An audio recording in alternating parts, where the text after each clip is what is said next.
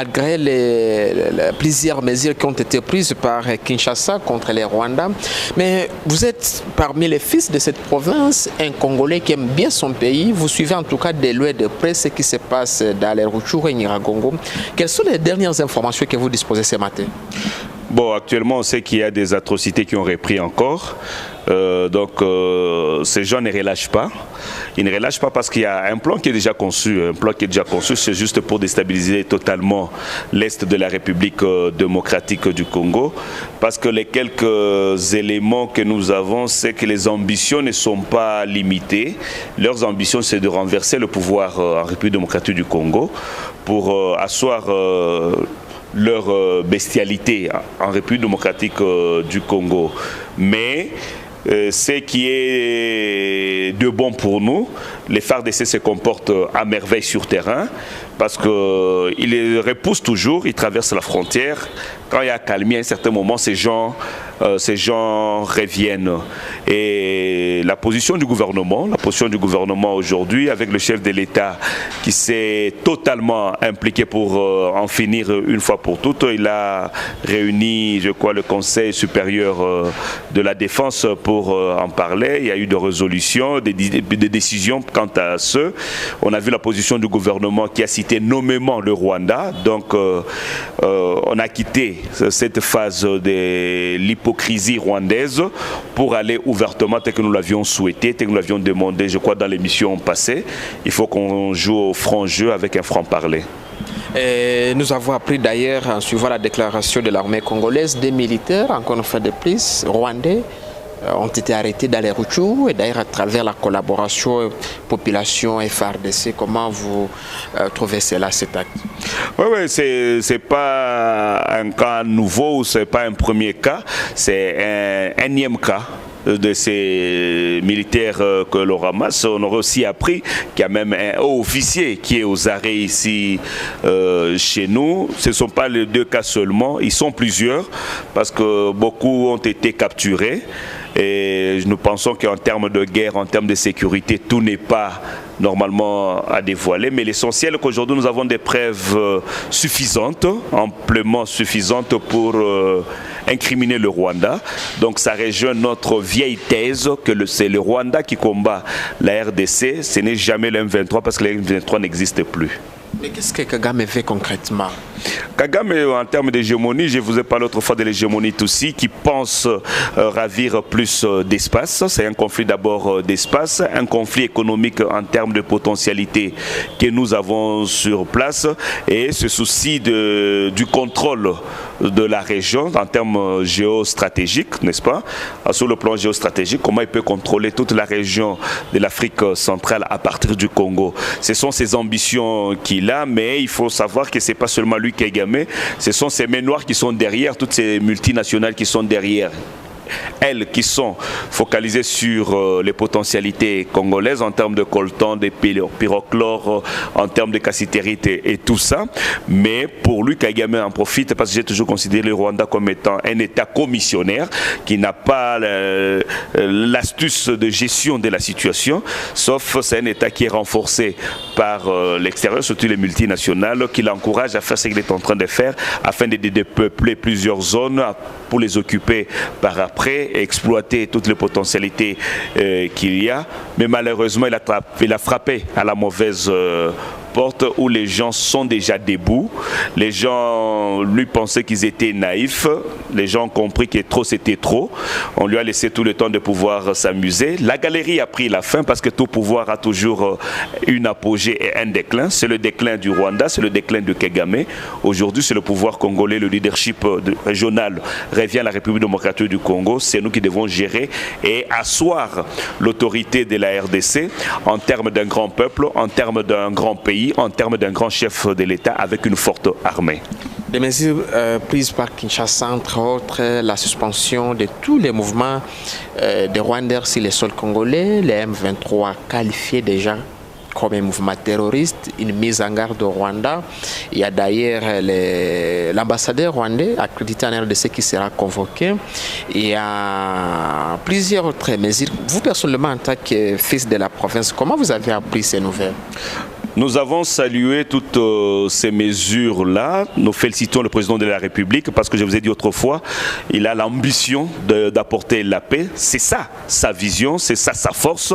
Et c'est une mission qui s'était assignée afin d'apporter cette paix.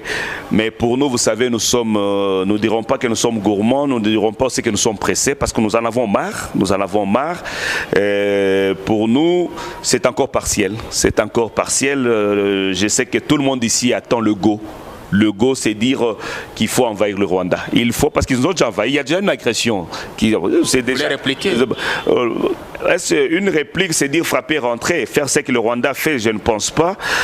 Pour nous, nous pensons qu'il faut annexer le Rwanda déjà comme territoire congolais. Je crois que ça donnera la paix. Parce qu'ils ont vu le Congo. Étant donné qu'ils ont vu le Congo, ils ont vu tout ce qui est Congo. Alors on les approche, ils viennent au Congo, ils deviennent congolais, ça devient un territoire du Congo. Comme on a 145 territoires, on aura maintenant 146 territoires. Ils vont profiter même du projet de 145 territoires en exergue. Là, ils seront en paix. Au lieu de venir voler, au lieu de passer par la fenêtre, au lieu de tuer pour avoir, mais non, ils seront déjà annexés. Avec Kagame et tout, ceux qui sont là. Non, lui c'est la prison. Lui c'est la prison. Un criminel, on le met où? Sa place sera en prison. Ces Rwandais seront déportés comme ils aiment les terres congolaises. On les amène par exemple dans des espaces de l'Équateur. Ici, il y a des gens qui auront à occuper cet espace-là. Je crois qu'il y aura la paix. On ne parlera plus du Rwanda. Oui, on parlera de l'RDC. On peut me rentrer dans cette philosophie ancienne. N'oubliez pas qu'il y avait Congo, Rwanda, Burundi. C'était un même pays. On peut déjà commencer avec d'abord le Rwanda. On l'annexe. Si le Burundi est discipliné, on peut comprendre. S'il entre aussi dans l'indiscipline, on verra comment faire. C'est dire, mon souci c'est quoi? C'est dire qu'il faut que le Congo reprenne son vrai leadership dans l'Afrique centrale.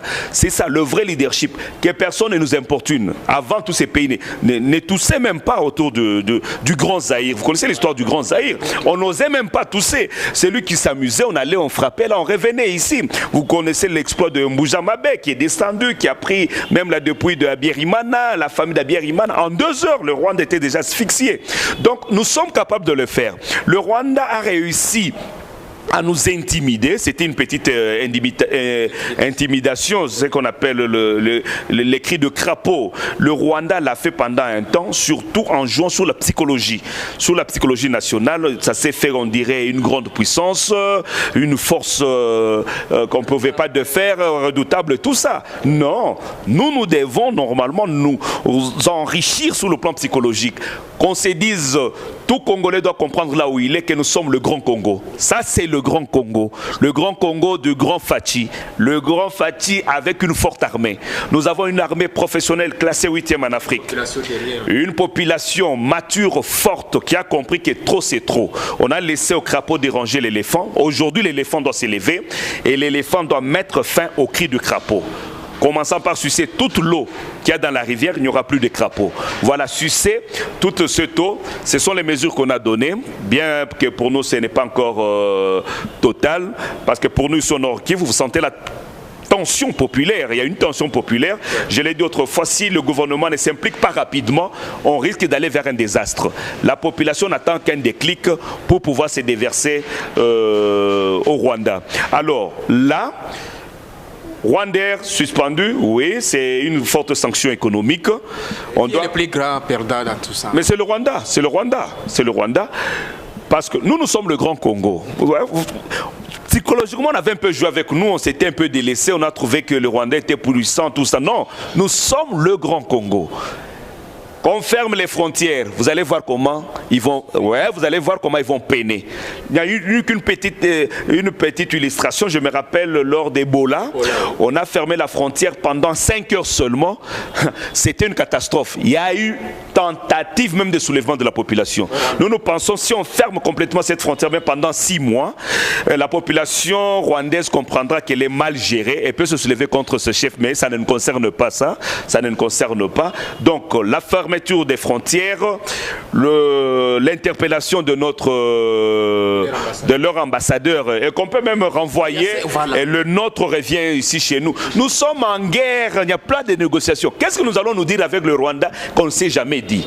On a tout fait, toute forme de négociation, que ce soit en Europe, que ce soit aux Nations Unies, partout on a parlé du Rwanda.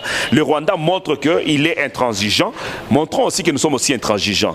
Ils pensent qu'ils ont des armes, montrons aussi que nous avons des armes. Parce qu'on lui a donné trop de temps, ils sont amusés, faisant des va-et-vient, aller-retour, tout ça. Nous pensons que nous sommes maintenant à un cap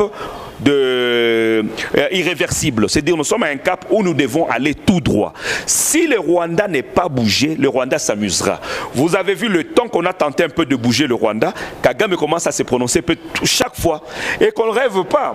Le dernier discours de Kagame devant sa population, je ne sais pas dans quel coin là, il a dit faisons tout pour empêcher que la guerre entre ici, qu'on aille se battre au Congo parce qu'ici il n'y a pas d'espace. Le roi, Kagame dit qu'ils sont prêts. Il a des jeunes, il a des vaillants qui vont se battre. Empêchons à ce que les Congolais entrent en République du Rwanda pour se battre ici parce qu'il n'y a pas d'espace. Donc il craint que si nous entrons, c'est la fin de la survie, de l'existence même du Rwanda. Il veut que ces jeux, ces amusements-là s'effacent ici. Pour lui, c'est un amusement, mais pendant que nous perdons les nôtres, il y a eu beaucoup de morts. Aujourd'hui, il faudrait qu'on reconnaisse un génocide fait par le Rwanda en République démocratique du Congo. Plus de 10 millions de morts. On n'a jamais décrété, reconnu 800 000 par rapport à 10 millions. Et ce ne sont pas seulement ces millions-là. Même cette histoire de la Belgique avec le caoutchouc rouge. C'était près de 10 millions de morts, tout ça. Il faut qu'on reconnaisse. C'est dire, le Congo doit se réveiller. C'est le moment. Restons debout pour dire à Kagame c'est fini. On va frapper et il faut frapper sérieusement. Je vous ai proposé mes 4 voies, mes 4 fronts. Kibumba, Kamanyola, Bukavu, Goma. On attaque en termes de forces terrestres. Avec les forces aériennes, forces maritimes, je pense qu'en une journée, le Rwanda sera compté comme 146e territoire de l'air. Nous avons tous ces moyens possibles de les faire. Les premiers moyens sont les moyens humains.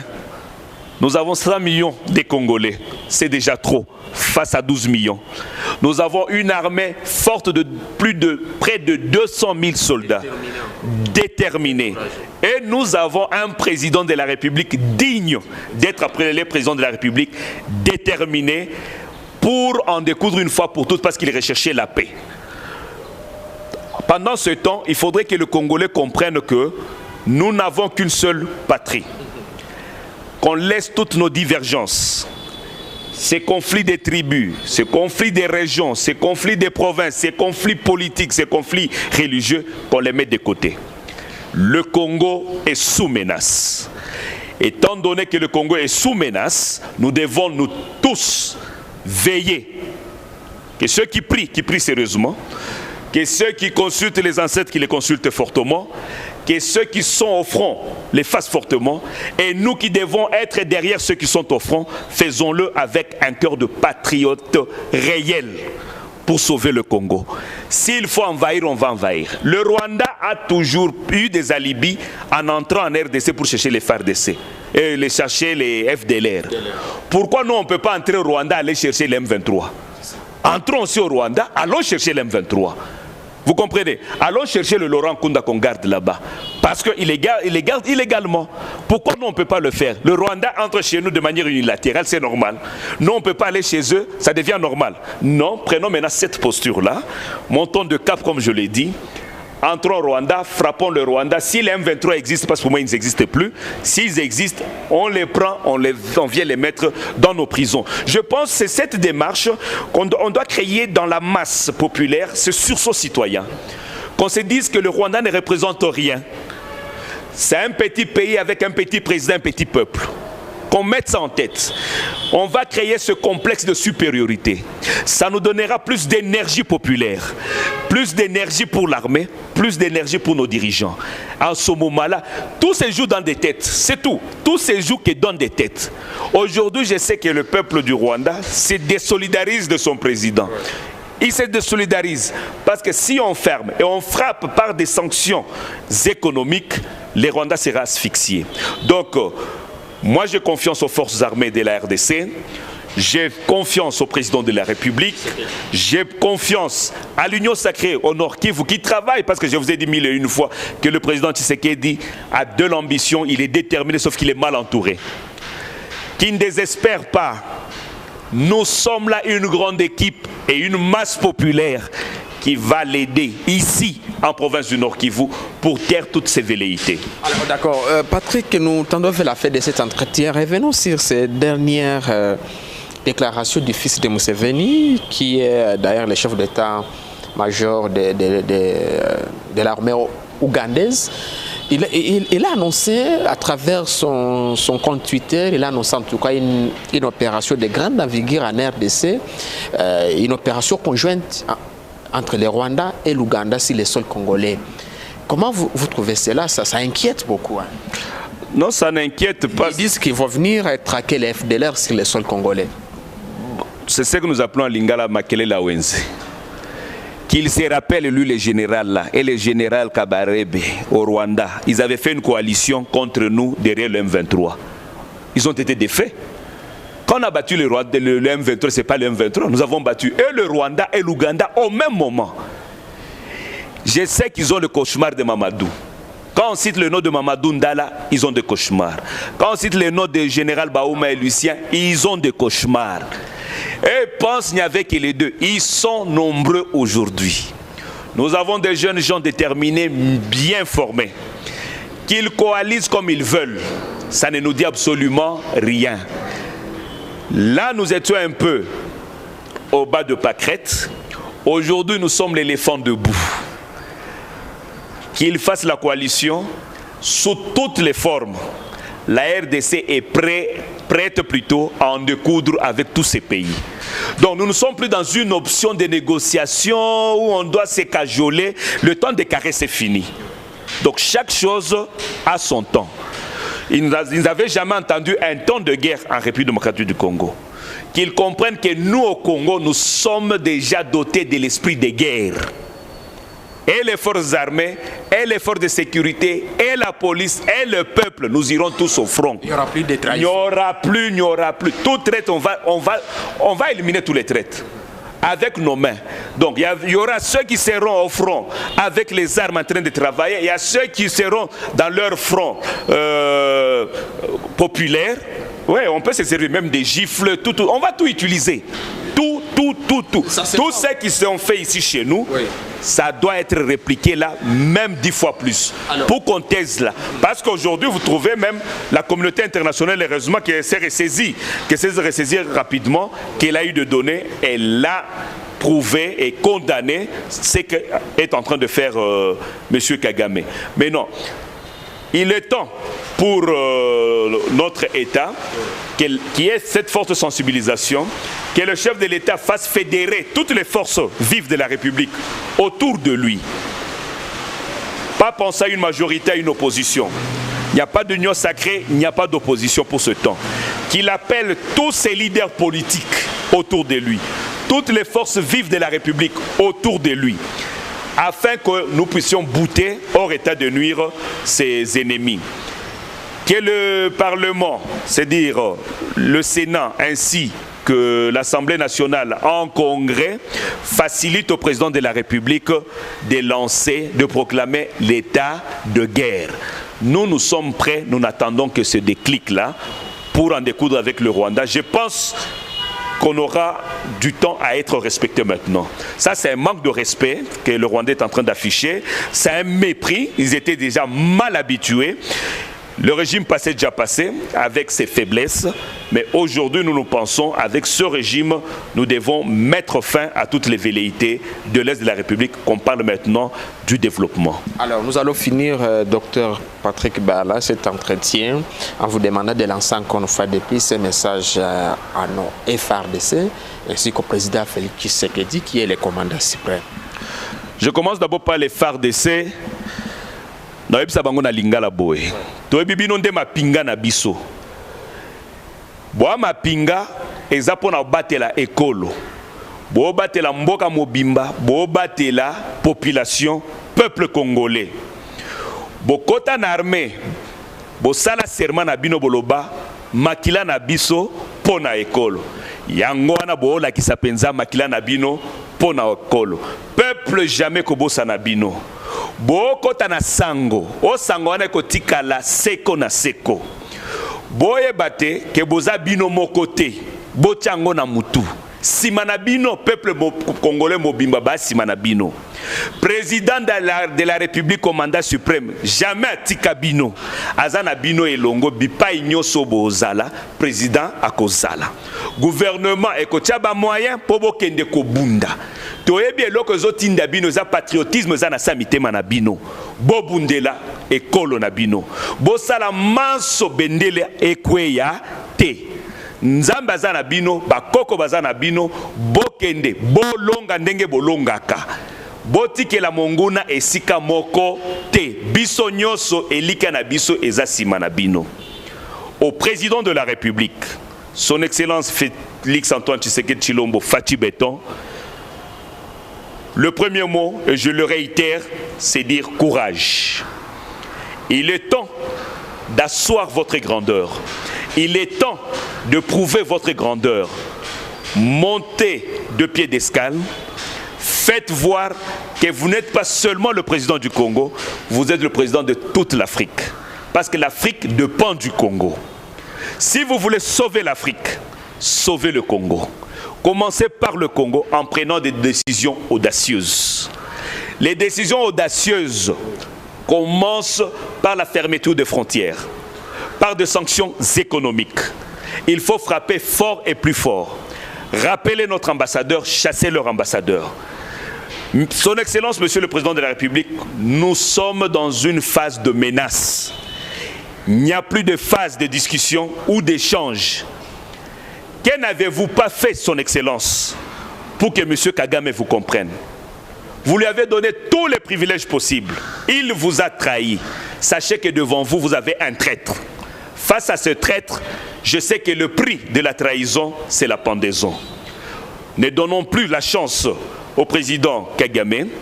Ne donnons plus la chance au Rwanda.